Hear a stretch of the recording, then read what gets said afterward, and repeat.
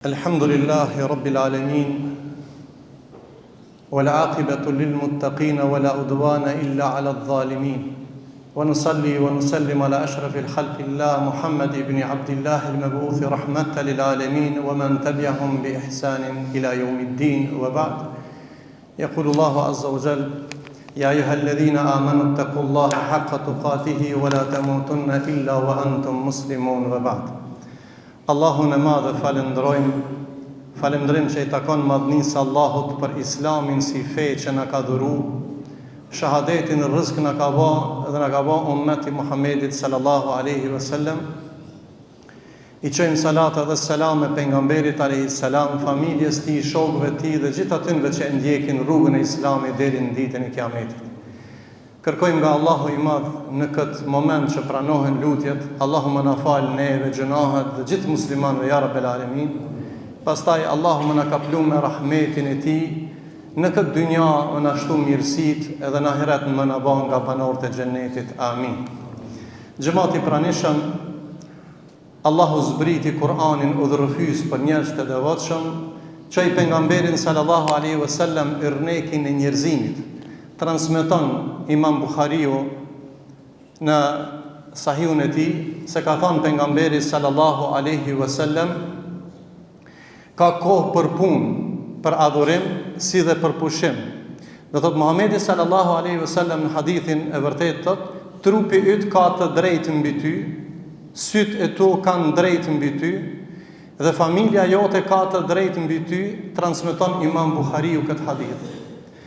Mesazhi i këtij hadithit është se ritmi i jetës tonë është i balansuar. Njeriu ka nevojë për me pushu trupin e tij, synin e tij me anëtarët e familjes, e zemrën e tij, e mendjen e tij dhe ashtu me radhë.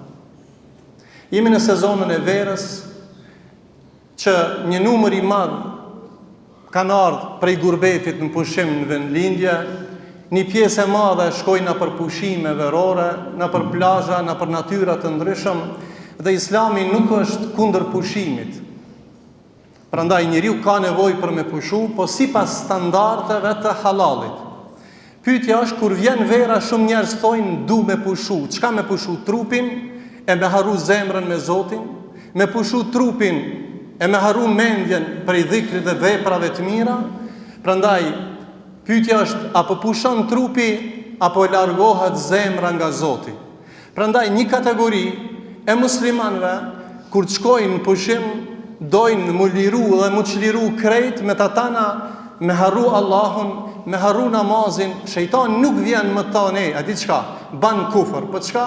Leje toptan e fal në akşam, atë namazin në akşam. Ose leje se ka në pushim kur të kthehesh i ban kit kaza.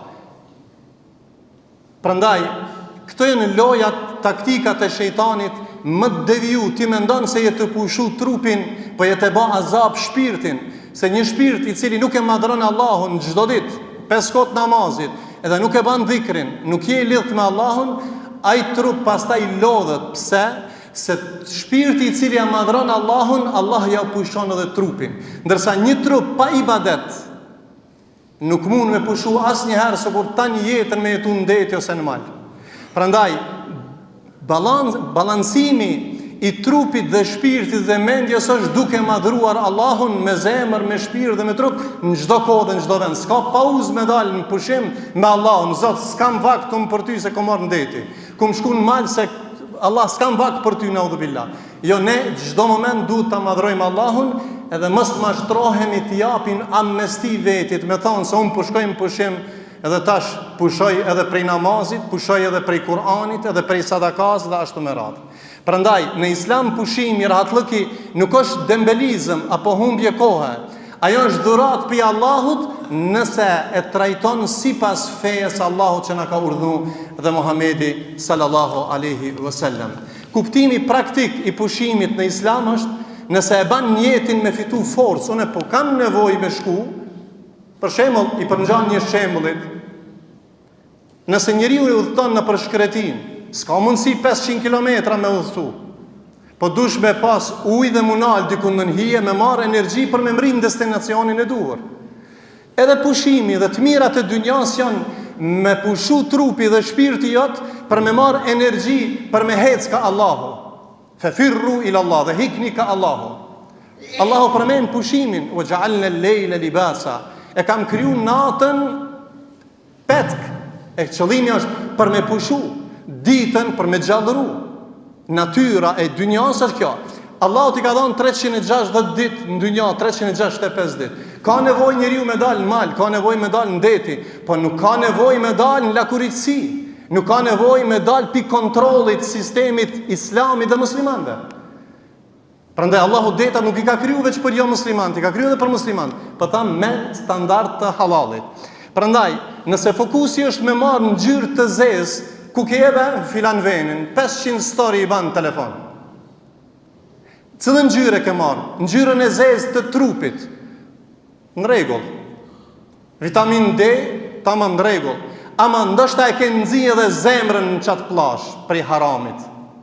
Se ke kontrolluar shiqimin tan, veprat e tua. Prandaj, nëse e ke nxi trupin, mos e nxi zemrën, ruje zemrën se Allahu në ditën e Kiametit zemrën tonë ta shiqon.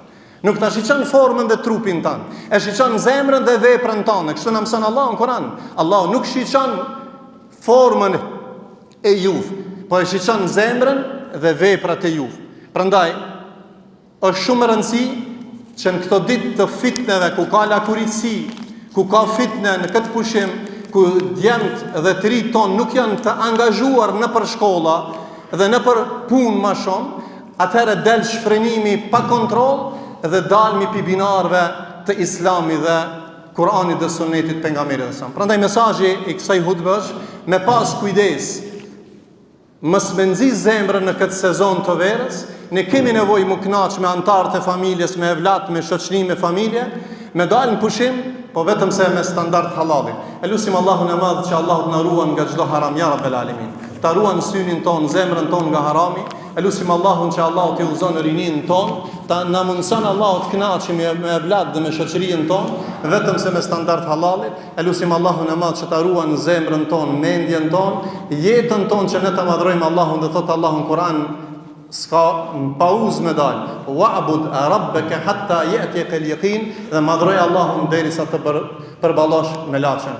Elusim Zotin e Madh na ban nasib xhennet al-Firdausi. أقول قولي هذا واستغفر الله لي ولكم ولسائر المسلمين فاستغفروه إنه هو الغفور الرحيم.